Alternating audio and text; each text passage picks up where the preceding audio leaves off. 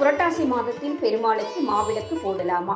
புரட்டாசி மாதத்தில் பெருமாளுக்கு மாவிளக்கு வைத்து வழிபடுபவர்கள், வழிபட வேண்டும் என நினைப்பவர்கள் முக்கியமாக கடைபிடிக்க வேண்டிய விஷயங்கள் சில உள்ளன.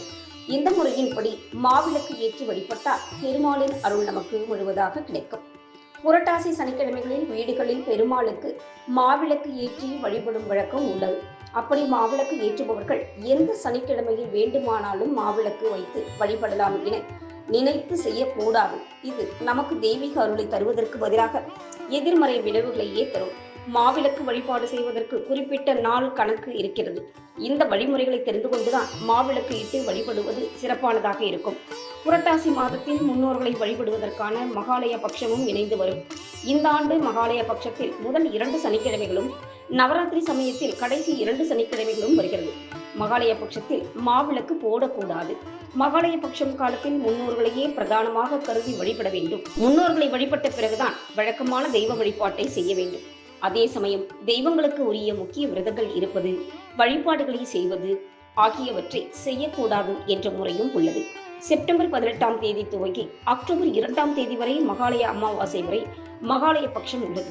இதனால் அதற்கு பிறகுதான் பெருமாளுக்குரிய வழிபாட்டினை நாம் மேற்கொள்ள வேண்டும். நவராத்திரி காலத்தில் மாவிளக்கு போடுவதால் தவறில்லை.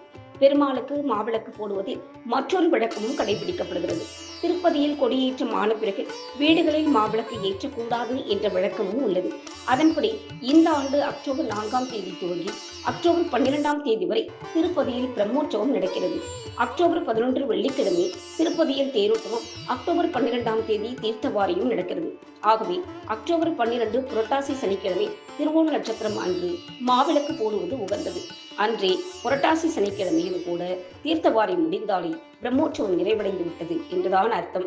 அதனால் அன்று மாலை பெருமாளுக்கு மாவிளக்கு போடலாம். இந்த ஆண்டு புரட்டாசியில் 4 சனிக்கிழமைகள் வருகிறது. இவற்றில் முதல் சனிக்கிழமையில் பெருமாளுக்கு தலைகையிட்டு வழிபாடு செய்ய வேண்டும். 2வது சனிக்கிழமையானது ஏகாதசியுடன் இணைந்து வருவதால் அந்த நாளில் பெருமாளுக்கு துளசி மாலை அணிவித்து துளசி கொண்டு அர்ச்சனை செய்து வழிபட வேண்டும். 3வது சனிக்கிழமை நவராத்திரி காலத்தில் வருகிறது.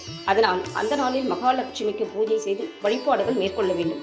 மகாலட்சுமியின் அருளை பெற்றாலே அவர்களுக்கு பெருமாளின் அருள் தானாக கிடைத்துவிடும். அதே போல புரட்டாசி கடைசி சனிக்கிழமை பெருமாளுக்குரிய திருவோண நட்சத்திரத்துடனும் அம்பிகைக்குரிய விஜயதசமி திருநாளுடன் இணைந்து வருகிறது. இந்த நாளில் பெருமாளுக்கு மாவிளக்கு ஏற்றியும் வழிபட வேண்டும்.